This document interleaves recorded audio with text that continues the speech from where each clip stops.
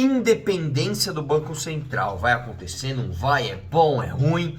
E aí? Esse é o tipo de vídeo que não dá view, né? Esse é o tipo de vídeo que não tá falando de fofoca, não tá falando de Big Brother, não tá falando de nada disso, então não dá visualização.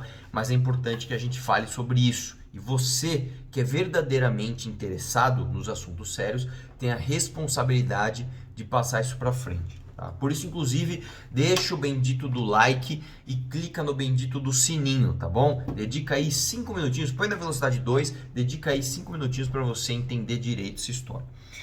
Antes de falar do assunto do vídeo, eu quero dar um recado aqui, ó. Para quem não sabe, né, para quem não é de São Paulo, o Dória, ele tá acabando aqui, por exemplo, com o setor de bares e restaurantes e com outros setores também, né, inclusive da revenda de carros usados, que ele aumentou em 207% o ICMS, né? O Dória é tão liberal que ele aumenta o imposto em 207%, ele vai quebrar todo mundo que vive disso aqui no estado de São Paulo. Vai ter manifestação dia 17, 23 e 24, tá? Conforme elas forem se confirmando, eu vou divulgar no Instagram e no Twitter para que todos que tenham interesse possam ir, tá bom? Já já vai sair mais vídeos sobre isso. Vamos entender o que está acontecendo. O Boulos fez uma publicação, né, dizendo que, olha, a autonomia do Banco Central significa que o mercado financeiro malvadão, capitalista, vai decidir os rumos da economia do nosso país, né? Manuela Dávila foi lá e disse que, nossa, um absurdo, agora os banqueiros vão decidir o quanto você vai pagar de juros, vai ser um absurdo, e não sei o que lá, né? E o Ciro Gomes também, tem que se revoltar, a população tem que se revoltar contra isso e tal, e não é nada disso, né? Para começar, que quem deu lucro aos banqueiros, né, foi justamente o presidente Lula. O presidente Lula, ele pegou a nossa dívida externa, que tinha juros mais baixos e prazos maiores, e quitou fazendo empréstimos com os bancos brasileiros com juros mais altos e prazos mais curtos, né? Só para ele falar, eu zerei a dívida externa, e aí fez o quê? Encheu de dinheiro aqui os nossos banqueiros brasileiros, né? Enfim, como que funciona, do que nós estamos falando aqui? Antes de entender o que o banco, a independência do Banco Central, é importante que você saiba que existe uma taxa aqui no Brasil, tá? Chamada Selic. É uma sigla para, que era mesmo? Até tinha anotado aqui. Sistema Especial de Liquidação e Custódia, né? Diferente, esquisito, né? Mas põe isso, Selic. O que é isso? É basicamente uma taxa referencial de juros. É a taxa de juros do nosso país, né? Isso é regulado pelo Banco Central. E só para você ter uma ideia aqui, você com certeza já deve ter ouvido falar de CDB e CDI, você já ouviu isso, né? Investe aqui no CDB, te dá zero tanto do CDI, né? Só para desmistificar isso, o que é isso? O que é CDB, né? Certificado de Depósito Bancário, acho que é isso. Você deposita um dinheiro, né? Então você empresta dinheiro para o seu banco e o seu banco usa esse dinheiro, né, e te devolve com juros. O CDI é o empréstimo entre bancos. Então, muitas vezes um banco ou outro fecha suas operações diárias, às vezes com mais dinheiro, com menos dinheiro, e eles vão se emprestando. Esse CDI é a taxa de juros entre os bancos. O CDB é aquilo que o banco vai te devolver se você emprestar para ele, entendeu? Por isso que normalmente eles te dão zero alguma coisa do CDI, certo? Taxa Selic, né, é taxa de juros referencial para tudo isso. Isso também influencia o CDB, o CDI e todo o resto. Você vai fazer um financiamento imobiliário, você vai comprar uma casa, você vai fazer um financiamento de um carro. Tudo isso depende ali da nossa taxa Selic. Como que funciona hoje o Banco Central? O Banco Central funciona assim. O presidente da República assume, sou o novo presidente da República. Ele escolhe o novo presidente do Banco Central. Põe lá o Joãozinho. O Joãozinho é o novo presidente do Banco Central. O Joãozinho, ele não tem mandato fixo. Ele pode ficar lá um dia, 2 dias, uma semana, um mês, um ano, 2 anos, 3 anos. Ou seja, o mandato do Joãozinho está diretamente ligado ao presidente da República querer que ele continue lá. E qual que é o grande problema disso? A nossa política econômica, que deve ser estritamente técnica, fica submetida às vontades políticas do presidente da República. né? Então o que que acontece? Vou dar um exemplo aqui. Vamos supor que eu sou presidente da República e aí eu indiquei o Joãozinho para ser presidente do Banco Central.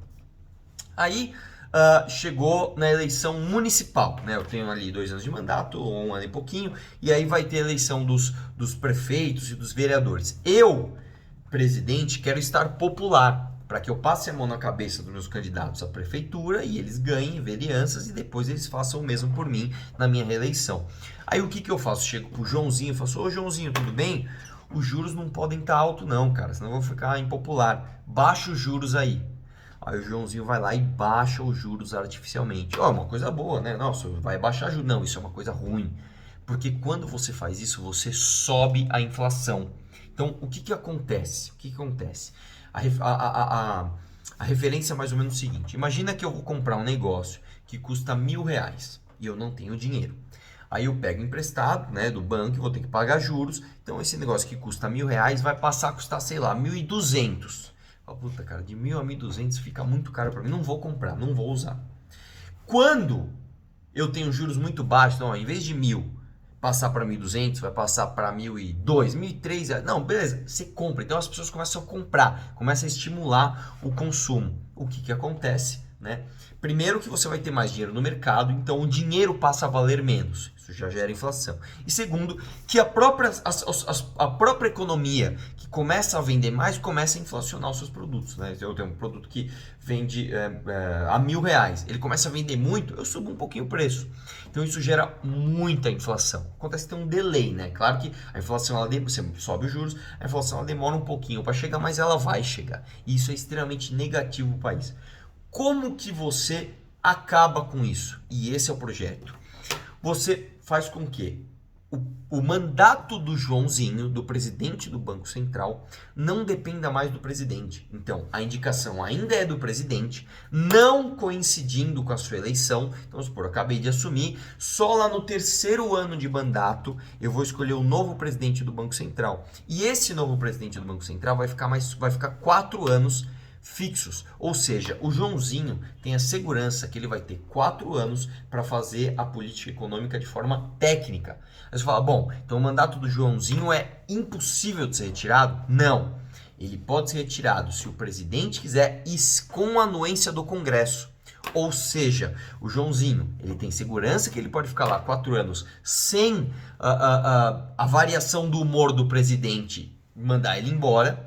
Mas ele também não pode fazer o que ele quiser, porque se ele for desaprovado pela sociedade, seus representantes, os congressistas, ele pode ser eliminado. Isso é maravilhoso. E sabe o que já é assim? A PGR, por exemplo, é assim.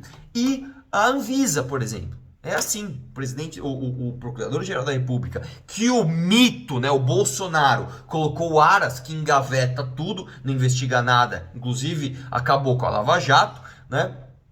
E a Anvisa também é desse jeito. E aí você fala, bom, o Arthur ele tá legal nesse vídeo, né, cara? Ele tá falando aí algo bom, né, de um projeto do governo, falou mal do Dória no começo do vídeo, então, pô, vou voltar a gostar dele, que não, você não vai, porque agora é que eu vou pegar pesado com o teu mito. Sabe o que o teu mito fez? Sabe o que o Bolsonaro fez? Ele indicou pro STF uma escolha que depende somente dele, né? O cara passa pela sabatina no Senado, mas toda indicação o cara passa. O presidente, sozinho, ele escolhe quem ele vai pôr no STF. E o Bolsonaro escolheu um cara chamado Cássio Nunes. Na campanha, lembra que ele prometeu que era o Moro? Ah, não, o Moro é traidor, tá ok? Colocou o Cássio Nunes, que era um petista, e todo mundo sabia disso. O Cássio Nunes votou a favor do Lula agora. Qual que é a desculpa? Eu realmente quero saber qual é a desculpa do gado agora. Porque é o seguinte, se não ajudar o Lula volta. É isso?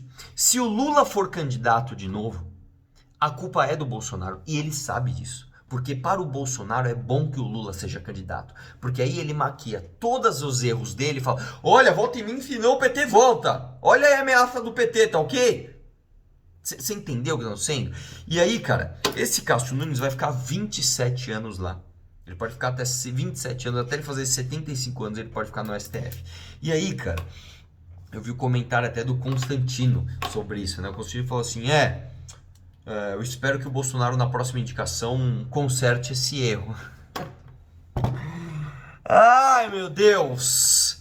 É isso. De um lado nós temos ali a esquerda falando que a independência do Banco Central é entregar a nossa política econômica para os banqueiros, o que não é.